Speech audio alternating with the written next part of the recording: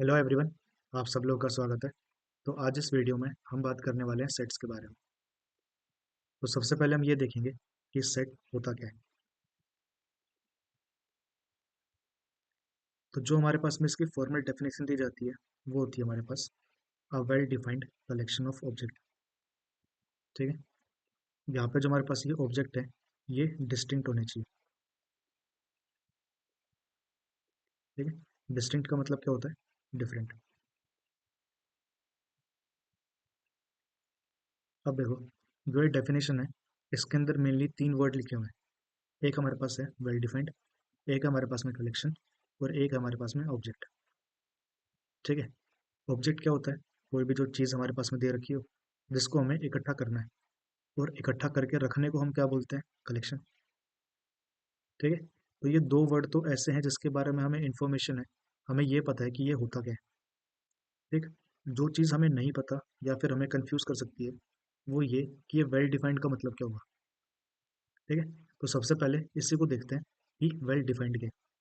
तो अगर well defined को सिंपल वर्ड्स में एक्सप्लेन करना हो तो वेल डिफाइंड का ये मतलब होता है कि एक ऐसी चीज़ या फिर एक ऐसी डेफिनेशन किसी भी चीज़ को जो रिप्रेजेंट करती है वो सबके लिए सेम रहे। ठीक है। अब ये मैंने क्या बोल दिया। तो अभी एक एग्जांपल देखते हैं। ठीक है। जैसे कि मैं आपको बोलूँ कि राइट 5 नेचुरल नंबर्स। ठीक है। जो कंडीशन क्या सेटिस्फाई करता है? Starting from 7। ठीक है। तो आपका आंसर क्या आएगा यहाँ पे? आप लिखोगे 7, 8, 9, 10 और 11। ठीक है। ये जो आपका आंसर आया है ये अगर मैं आपके फ्रेंड को बोलूँ तो वो भी सेम आंसर लिख के देगा। ठीक है। आपकी क्लास के किसी भी बच्चे को दूंगा वो भी सेम आंसर देगा। अभी हम किसी दूसरे स्कूल में पहुंच जाते हैं। अगर मैं क्लास 11th के किसी दूसरे स्कूल के बच्चे को ये बोलूँ कि आपको 5 नेचुरल नंबर्स लिखने हैं जो 7 से स्टार्ट होते हो, तो उसका भी सेम आंसर आने वाला है। या फिर आप इंडिया के किसी भी स्कूल में चले जाओ, कहीं भी चले जाओ, किसी से भी पूछ लो, आंसर सेम आएगा। इंडिया के बाहर वर्ल्ड में भी अगर आप पूछते हो तो भी सेम आंसर मिलने वाला है। तो ये चीज़ क्या हो गई कि जो ये मैंने क्वेश्चन आपसे पूछा है ये एक वेल डिफाइंड क्वेश्चन है। क्या ये समझ में आता है? ठीक है ना। मतलब इसकी जो डेफिनेशन है वो चेंज नहीं हो रही। तो अगर डेफिनेशन चेंज नहीं हो रही तो हमारा आंसर भी कभी चेंज नहीं होगा। तो ये तो हो गया वेल डिफाइंड। तो कुछ ऐसी चीज़ें भी होती होंगी जो वेल डिफाइंड नहीं होती होंगी। अब हम उनके बारे में बात करते हैं। ठीक है। तो अगर मैं आपको एक दूसरा एग्जांपल दूं जो बोला जाए कि आपको अब क्या करना है, write 5 movies which are interesting. ठीक है। अब ये मैंने आपको क्वेश्चन दे दिया, तो हो सकता है कि यहाँ पे मैं कुछ मूवीज लिख दूं और कुछ मूवीज आप लिखो। अब जो ये दो सेट ऑफ मूवीज आई हैं अपने पास कि यहाँ पे 5 मूवीज लिखी गई हैं, यहाँ पे भी 5 मूवीज लिखी गई हैं, ये दोनों डिफरेंट भी तो हो सकते हैं, है ना। ऐसा भी हो सकता है कि कुछ मूवी जो मेरे को अच्छी लगती है वो आपको अच्छी ना लगे, या फिर कुछ मूवी जो आपको अच्छी लगती है वो मुझे अच्छी ना लगे। इस तरीके से जिस भी किसी बच्चे को या किसी पर्सन को आप ये क्वेश्चन दोगे वो इसका अलग अलग आंसर देगा। ठीक है। तो यहाँ पे हमारे पास में प्रॉब्लम क्या है कि जो ये इंटरेस्टिंग वर्ड लिखा हुआ है ना, इसकी डेफिनेशन हमारे पास में वेल डिफाइंड है। ठीक है। Definition not well defined. तो ये चीज़ समझ में आई? ठीक है। तो बस आपको ये चीज़ देखनी है, जो भी चीज़ आपको लिखने के लिए दी जाए उसको आप ज़रा ये देखो कि क्या ये सबके लिए सेम रहने वाली है तो वो वेल डिफाइंड है, और जो वो हमारे पास में लिखा जाएगा वो हमारे पास क्या बन जाएगा? एक सेट बन जाएगा। ठीक है। और जो वेल डिफाइंड नहीं होंगी वो हमारे पास में क्या है? सेट नहीं बनेगा। ठीक है। अब ना सेट को रिप्रेजेंट करने के लिए हमारे पास में कुछ चीज़ें होती हैं। क्या? सबसे पहला, आप किसी भी सेट को रिप्रेजेंट करोगे तो वो कुछ इस तरीके के ब्रैकेट में किया जाता है। ठीक है। जो ये ब्रैकेट है इसके अंदर हम एलिमेंट्स लिखते हैं। कौन सा एलिमेंट्स? जो हमारे सेट के अंदर आ रहे होंगे। ठीक है। और उनको डिफ्रेंशिएट करने के लिए, मतलब कि एक दूसरे से अलग करने के लिए हम कोमा का यूज़ करते हैं। ठीक है। इसके अंदर क्या आएंगे? हमारे एलिमेंट्स। ठीक है। जिनको हमने सेपरेट कर दिया है कोमा के साथ में। ठीक। ये तो हो गया सेट। अब इस सेट का एक नाम होता है जो आप कोई भी एक लेटर लिख सकते हो। बस एक छोटी सी कंडीशन है कि वो लेटर हमारे पास में कैपिटल होना चाहिए। ठीक है। तो मैंने यहाँ पे ए लिख दिया। ठीक है। आप इसको बी भी लिख सकते हो, सी भी लिख सकते हो, एक्स वाई जेड कुछ भी लिख सकते हो, आपकी मर्जी। लेकिन वो बस हमारे पास कैपिटल होना चाहिए। अब ये जो चीज़ लिख दी गई है, ये हो गया हमारे पास में एक सेट जिसका हमने नाम रखा है ए। तो हम इसको क्या बुलाएंगे कि ये हमारे पास में सेट ए है। ठीक है। अब जो ऊपर हमने यहाँ पे एग्जांपल किया था कि राइट 5 नेचुरल नंबर्स जो 7 से स्टार्ट हो रहे हैं, इसको अगर मैं सेट की फॉर्म में लिखूं तो मैं क्या लिखूंगा, ये एक सेट ए है इक्वल्स टू, इस तरीके से ब्रैकेट बनाया, यहाँ पे 7 8 9 10 और 11। ठीक है। डेफिनेशन में यहाँ पे एक और चीज़ लिखी है कि जो ऑब्जेक्ट है ना वो हमारे पास में डिफरेंट होनी चाहिए। इसका मतलब क्या, कभी आपके पास में ये भी हो सकता है कि आपको सेट के अंदर जो आने वाले एलिमेंट्स है वो रिपीट करते हो। ठीक है। तो अगर वो नंबर्स रिपीट कर रहे हैं तो हम उनको एक ही बार लिखेंगे, बार बार नहीं लिखेंगे। ठीक है। क्या यहाँ तक की बात समझ में है आप सब लोगों को? तो ये होता है हमारे पास में कोई भी एक सेट। अब जो ये सेट हमने लिखा है, इसके रिप्रेजेंटेशन के हमारे पास में दो तरीके होते हैं। सबसे पहला होता है हमारे पास रोस्टर फॉर्म, उसके बाद आता है हमारे पास सेट बिल्डर फॉर्म। ठीक है। अब हम उसको देखते हैं।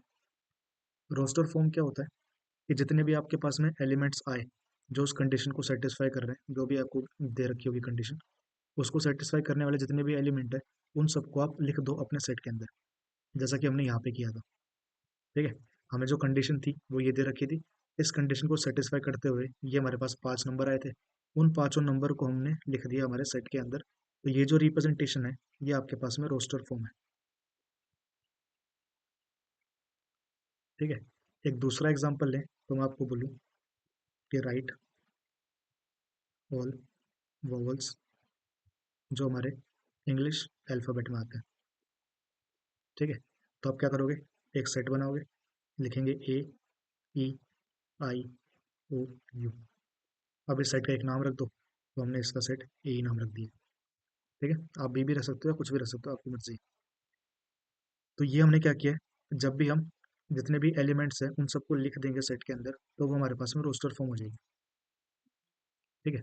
सेट बिल्डर फॉर्म क्या होती है, सेट बिल्डर फॉर्म ये बोल सकते हो कि किसी चीज़ का एक थोड़ा स्मार्ट वर्क है। ठीक है। यहाँ पे हम क्या करते हैं, हम सेट बनाते हैं ए इक्वल्स टू, यहाँ पे हम लिखेंगे एलिमेंट आ गया अपने पास में ए। ठीक है। अब जो ये ए एलिमेंट है ना, ये इन सबको रिप्रेजेंट करेगा इस तरीके से। आगे हम लिखते हैं सच दैट। ठीक है। कि ए जो हमारे पास में एज एन इनपुट आ रहा है इसके अंदर, या फिर आप उसको एलिमेंट बोल सकते हो जो हमारे सेट ए के अंदर आ रहा है, वो किस तरीके का है वो बताया जाता है इसके आगे। ठीक है। उसके लिए हम ये इस तरीके से एक छोटी सी जो लाइन है वो ले सकते हैं, या फिर आप यहाँ पे दो डॉट बना सकते हो। इन दोनों का एक ही मतलब होता है कि सच दैट। यहाँ पे हम क्या लिखेंगे, ए सेटिस्फाई सम कंडीशन। ठीक है। और ये हमारा ब्रैकेट क्लोज हो गया। तो अगर आप इस तरीके से लिखते हो तो ये हमारे पास में क्या हो जाएगा, सेट बिल्डर फॉर्म हो जाएगी। अगर मुझे इसी चीज़ को लिखना हो इस तरीके से सेट बिल्डर में, तो मैं क्या लिखूंगा, तो हम लिखेंगे यहाँ पे सेट ए इक्वल्स टू, ये जो इसके अंदर आने वाली एंट्री है उसको हमने ए नाम दे दिया, such that A is a vowel in English alphabetical series. ठीक है। अब आपको ए से थोड़ी कंफ्यूजन हो सकती है, तो इसको मैं कुछ पी ले लेता हूँ। ठीक है। तो अब ये क्या बता रहा है कि इसके अंदर जो इनपुट आएगा, मतलब जो एंट्रीज आएंगी अपने पास में, वो कौन सी है, पी है। और पी की कंडीशन क्या है कि जो पी है वो हमारे पास वावल होना चाहिए इंग्लिश अल्फाबेटिकल सीरीज का। ठीक है। तो हमने क्या किया, एक डेफिनेशन प्रोवाइड कर दी। अब हमें ये पांचों एलिमेंट लिखने की जरूरत नहीं है इसके अंदर। ठीक है। और एग्जांपल देखते हैं, जैसे कि मैं आपको बोलूँ right all even number less than 20। ठीक है। तो इसका जो हमारे पास रोस्टर फॉर्म होगा वो क्या होगा कि आपने सेट लिखा ए, इसके अंदर आने वाली एंट्रीज कौन कौन सी होंगी, यहाँ पे 2 4 6 8 10 12 14 16 18। क्या बोला है, लेस देन 20, और 20 इसके अंदर नहीं आ सकता। ये तो हो गया हमारे पास में रोस्टर फॉर्म। ठीक है। अब इसी चीज़ को सेट बिल्डर फॉर्म में लिखना हो तो आप क्या लिखोगे, सेट ए इक्वल्स टू, यहाँ पे हमारे पास जो एलिमेंट आ रहा है वो एक्स है, such that x is an even number less than 20। बस ये हो गया हमारे पास में सेट बिल्डर फॉर्म। ठीक है, तो आई होप यहाँ तक की चीज़ें आपको समझ में आ गई होंगी। इसके बाद में बात करते हैं कुछ इंपॉर्टेंट नोटेशन के बारे में। ठीक है, सबसे पहली नोटेशन हमारे पास में नेचुरल नंबर्स की। तो नेचुरल नंबर्स को आप इस तरीके से रिप्रेजेंट करते हो। ठीक है, नेचुरल नंबर्स क्या होता है, स्टार्टिंग फ्रॉम 1 2 3 4 इस तरीके से अप टू इन्फिनिटी। इसके बाद में हमारे पास क्या है, होल नंबर है जिनको हम डब्ल्यू से रिप्रेजेंट कर देते हैं। ये क्या होता है कि आपके पास 0 आ जाएगा, 1 आ जाएगा, 2 आ जाएगा, 3 आ जाएगा, इस तरीके से। ठीक है, इसके बाद हमने क्या देखे थे, हमने देखे इंटीजर। अब इंटीजर को रिप्रेजेंट करने के लिए आप आई का भी यूज़ कर सकते हो या फिर आप जेड का भी यूज़ कर सकते हो। ठीक है, ये क्या होता है कि 0 +-1 +-2 +-3 +-4 इस तरीके से। ठीक है, फिर आप लोगों ने किया होगा कि हमारे पास में रैशनल नंबर भी होता है। तो रैशनल नंबर को हम रिप्रेजेंट करते हैं क्यू के साथ में। ये क्या होता है, ऐसे नंबर जिनको मैं पी बाई क्यू की फॉर्म में रिप्रेजेंट कर सकता हूँ, जहाँ पे क्यू नॉट इक्वल टू 0 होना चाहिए। और तीसरी कंडीशन होती है अपने पास कि पी और जो क्यू है इसका हाईएस्ट कॉमन फैक्टर हमारे पास 1 होना चाहिए। ठीक है, फिर आप लोगों ने ये चीज़ भी देखी होगी कि जितने भी हमारे पास इंटीजर्स होते हैं ये सब रैशनल होते हैं। होल नंबर भी हमारे पास में रैशनल होते हैं, नेचुरल नंबर भी हमारे पास रैशनल होते हैं। ठीक है, इसके बाद कौन से नंबर आएंगे, इरेशनल नंबर आएंगे। इसको हम रिप्रेजेंट करते हैं क्यू सी के साथ में। ठीक है, अब ये ऊपर मैंने सी क्यू लगाया, ये आपको थोड़े समय के बाद पता चलेगा। ठीक है, वैसे अगर मैं नाम बताऊं तो इसका मतलब होता है complement of Q. Complement of Q का मतलब क्या होता है कि क्यू को हटा के जो कुछ बचेगा वो हमारे पास में इसके अंदर आ जाएगा। अब ये क्या होता है ये हम थोड़े समय के बाद देखने वाले हैं। ठीक है, तो इरेशनल नंबर क्या होंगे, ऐसे नंबर जिनको हम पी वाई क्यू के फॉर्म के अंदर ना रिप्रेजेंट कर सकते हो। ठीक है, फिर आपको आपके टीचर्स ने बताया होगा कि इन सबको मिला के हमारे पास में रियल नंबर्स बनते हैं। तो उसको हम रिप्रेजेंट करते हैं इस तरीके से आर बना के। ये क्या हो गया, रियल नंबर्स। ठीक है, तो इसको अगर मैं एक दूसरी रिप्रेजेंटेशन दूँ तो क्या हम ये बोल सकते हैं, ये हमारे पास नेचुरल नंबर्स एक सेट बनाएंगे। उस सेट को मैंने इस तरीके से रिप्रेजेंट कर दिया। ठीक है, इस सेट में 0 आ जाएगा तो वो हमारे पास होल नंबर बन जाएंगे। ठीक है, यहाँ तक ये चीज़ समझ में आई। ठीक है, ये बस एक रिप्रेजेंटेशन है ताकि आपको थोड़े अच्छे तरीके से क्लैरिटी मिले। इसके बाद इंटीजर्स आए होंगे, तो ये हो गया अपने पास में इंटीजर। अब ये जो इंटीजर है ये आता है हमारे पास रैशनल नंबर के अंदर। ठीक है, ये हो गया हमारे पास में रैशनल नंबर। अब इसके बाद में यहाँ पे हमारे पास आ जाएंगे, ये है अपने पास इरेशनल नंबर दूसरी। ठीक है, और इन सब को अगर मैं साथ में लिख दूँ तो इन सब का जो कलेक्शन होगा अपने पास में ये होता है अपने पास रियल नंबर्स। ठीक है, अब इन्हीं रियल नंबर्स को रिप्रेजेंट करने के लिए हमारे पास एक रियल लाइन आती है जो आपने कुछ इस तरीके से बनाई होगी, एक हॉरिजॉन्टल लाइन माइनस इन्फिनिटी से इन्फिनिटी तक। ये क्या है, ये हमारे पास में रियल नंबर लाइन है। ठीक है, कि इन सब नंबर्स को रिप्रेजेंट करने वाली लाइन है अपने पास। ठीक है, अब इसके अलावा हमारे पास एक और सेट बनता है जिसके अंदर रियल नंबर आता है। ठीक है, और उसको हम बोलते हैं कॉम्प्लेक्स नंबर। और कॉम्प्लेक्स नंबर को रिप्रेजेंट किया जाता है सी के साथ में या फिर इस तरीके से। ठीक है, इसके बाद में अगर आपके पास कभी ये लिखा जाए कि जेड प्लस, इसका मतलब क्या होता है कि जितने भी हमारे पास में पॉजिटिव इंटीजर्स हैं हम सिर्फ उनको लिख रहे हैं। ठीक है, आपके पास में क्यू प्लस लिख दिया जाए, इसका मतलब क्या हुआ कि हम पॉजिटिव रैशनल नंबर ले रहे हैं। ठीक, और आपके पास एक और नोटेशन होती है कि यहाँ पे आपको ना आर के ऊपर स्टार बना दिया जाए। तो आर के ऊपर स्टार बना हुआ है, इसका मतलब क्या होता है कि आप पूरे रियल नंबर्स ले रहे हो लेकिन उसमें से आपने जीरो को हटा दिया। ठीक है, फिर आपके पास में कॉम्प्लेक्स नंबर है सी। इसकी स्टैंडर्ड नोटेशन तो ये होती है लेकिन हम नॉर्मली इसको सिर्फ सी के साथ भी यूज़ कर सकते हैं। यहाँ पे अगर आपके पास में स्टार बना हो तो इसका मतलब क्या होगा कि आप पूरा का पूरा कॉम्प्लेक्स नंबर ले रहे हो, बस उसमें से आपने जीरो को माइनस कर दिया।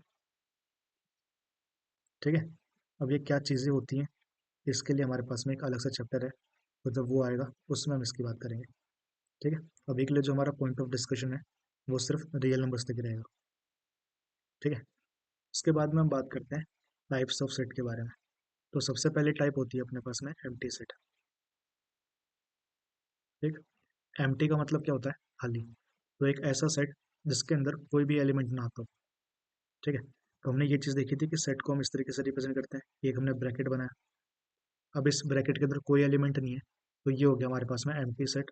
तो आप इसको इस तरीके से रिप्रेजेंट कर सकते हो, या फिर हम रिप्रेजेंट करते हैं पाई के साथ में। ये क्या है, पाई। इसका मतलब क्या होता है कि ये हमारे पास एक एम्प्टी सेट को रिप्रेजेंट कर रहा है। ठीक है, तो सेट हैविंग नो एलिमेंट, वो हमारे पास क्या होगा, एम्प्टी सेट होगा। ठीक है, एम्प्टी सेट के और भी कुछ नाम होते हैं, इसको हम दूसरा ये भी बोल सकते हैं, ये हमारे पास नल सेट है, या फिर आप इसको वॉइड सेट भी बोल सकते हो। इसके बाद में आता है हमारे पास सिंगलटन सेट। इसका मतलब क्या होता है कि एक ऐसा सेट जिसके अंदर जो एलिमेंट आ रहा है वो सिर्फ एक ही होगा। ठीक है, तो ये सेट बनाया, और यहाँ पे हमारे पास एक ही एलिमेंट है जिसको हमने नाम ए दे दिया। ठीक, तो सेट हैविंग वन एलिमेंट, इसको हम क्या बोलते हैं, सिंगलटन सेट। ठीक है, इसके बाद में होता है हमारे पास फाइनाइट एंड इनफाइनाइट सेट। ठीक है, और फोर्थ होगा इनफाइनाइट सेट। फाइनाइट सेट क्या, इसके अंदर हमारे पास एम्प्टी सेट भी आता है। ठीक है, तो एम्प्टी सेट या फिर एक ऐसा सेट जिसके अंदर जो हमारे पास नंबर ऑफ एलिमेंट्स है, ये क्या होने चाहिए, फाइनाइट होनी चाहिए।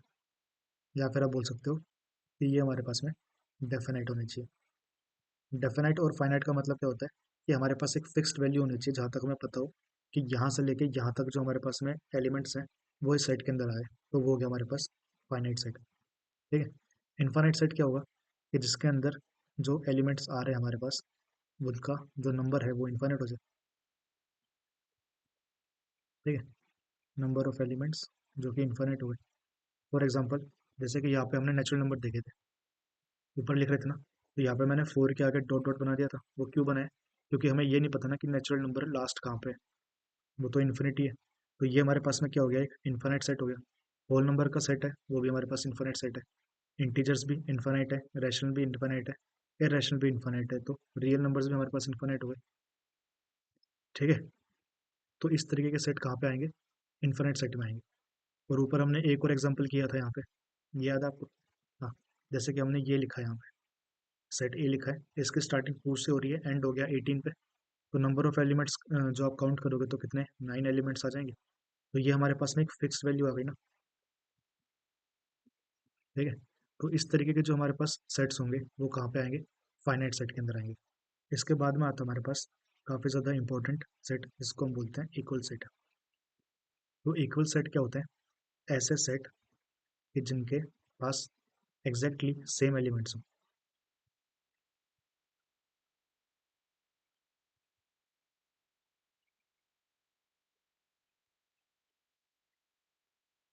एग्जैक्टली सेम एलिमेंट्स का मतलब क्या है कि ऑल एलिमेंट्स ऑफ ए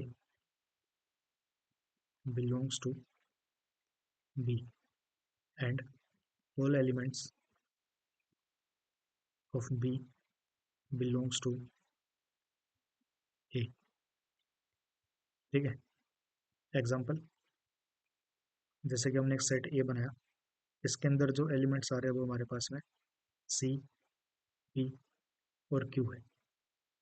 ठीक है, एक दूसरा एलिमेंट हमने बी बनाया, इसके अंदर एलिमेंट्स आ रहे हैं पी, क्यू, सी।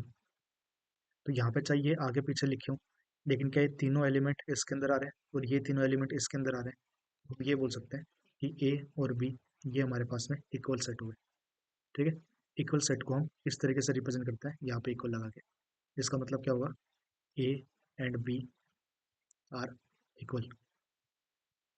ठीक है, अब ना यहाँ पे बी के अंदर मैं अगर एलिमेंट्स को रिपीट भी कर दूँ, मतलब कि पी, पी आ जाए, क्यू आ जाए, सी और सी दो बार आ जाए, तो भी ये आपस में इक्वल ही होंगे। ठीक है। जब हमने सेट की डेफिनेशन पढ़ी थी सबसे पहले, तो हमने क्या लिखा था कि हमारे ऑब्जेक्ट जो है वो डिस्टिंक्ट होने चाहिए, क्योंकि हम इस तरीके की चीज़ें नहीं करते। अगर पी दो बार रिपीट हो रहा है तो इसको मैं यही लिखूंगा एट दी एंड। ठीक है। तो चाहे एलिमेंट्स रिपीट भी करते हो, वो हमारे पास फाइनली आने तो यही वाले हैं। और जब आप ये देखोगे कि चाहे दो बार पी लिखा हुआ है, लेकिन है तो पी ना, और वो जो पी है वो यहाँ पे आ रहा है, जो क्यू है वो भी यहाँ पे आ रहा है, और ये दो बार सी लिखा हुआ है तो सी भी तो हमारे पास यहाँ पे आ ही रहा है ना। ठीक है। तो ये दोनों सेट क्या हो जाएंगे, इक्वल सेट हो जाएंगे। ठीक है। तो यहाँ से हम इक्वल सेट के बारे में कुछ चीज़ें लिख सकते हैं, जैसे कि पहला क्या, ऑर्डर ऑफ एलिमेंट, ये मैटर नहीं करता। ठीक है। दूसरी चीज़, अगर जो मेरे पास में एलिमेंट है तो हम क्या कंसिडर करेंगे, कंसिडर इट एज वन। इसकी जो हमारे पास रिप्रेजेंटेशन होती है वो क्या होती है कि हम एक इक्वल साइन लगा देते हैं। ये क्या बता रहा है, ए इक्वल्स टू बी। और अगर ये रिप्रेजेंट करना हो कि नॉट इक्वल है, तो उसके लिए हम क्या यूज़ करेंगे, ए नॉट इक्वल्स टू बी, इस तरीके से। ठीक है। तो ये कुछ पॉइंट्स हैं जो आप देख लेना। इसके बाद में हमारे पास एक और टाइप होती है, और वो होता है इक्विवेलेंट सेट। ठीक है। अब ये इक्विवेलेंट सेट क्या होता है, अब देखो, यहाँ पे हमारे पास क्या था, इक्वल सेट में डेफिनेशन थी कि एलिमेंट्स हमारे पास ना एग्जैक्टली सेम होने चाहिए। ठीक है। इक्विवेलेंट सेट क्या बोलता है कि आपके पास जो number of elements in A है ना, और number of elements in B है, बस ये सेम होना चाहिए आपके पास। ठीक है। ये चीज़ क्या लिखी हुई है, number of elements in A, यहाँ पे क्या होगा, number of elements in B. अब ये क्या चीज़ है, जैसे कि मैं एक सेट लिखूँ ए, यहाँ पे हमारे पास 1 2 3 है, सेट बी लिखें, हमारे पास CAT। ठीक है। तो जो सेट बी है इसके अंदर भी नंबर ऑफ एलिमेंट कितने हैं, 1 2 3। और सेट ए इसके अंदर भी नंबर ऑफ एलिमेंट कितने हैं, 3। तो यहाँ से हमें ये पता चला कि n of A equals to 3 है, और जो एन ऑफ बी है वो भी हमारे पास में 3 है। ठीक। तो ये क्या हुआ, यहाँ पे हमारे पास A and B are equivalent set. तो आज के लिए इतना ही। आगे की चीज़ें हम अपनी नेक्स्ट वीडियो में कवर करेंगे। अगर आप लोग को ये वीडियो अच्छी लगी हो तो please like share and subscribe. Thank you and have a nice day.